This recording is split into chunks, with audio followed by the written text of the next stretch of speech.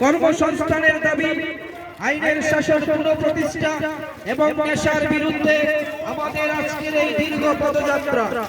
এই পদযাত্রা মনোঘাট থেকে দুবছরা পর্যন্ত চলবে। দুটি বামপন্থী যুব সংগঠন, ভারতের গণতান্ত্রিক যুব ফেডারেশন এবং উপজাতি যুব ফেডারেশনের যৌথ উদ্যোগে আমাদের আজকের এই পদযাত্রা।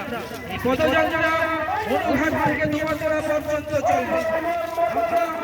আজকের এই পদযাত্রা থেকে আওয়াজ তুলতে চাই, রাজ্যে কর্মসংস্থানের বেকার যুবক যুবতীদের কর্মসংস্থানের ব্যবস্থা করতে হবে।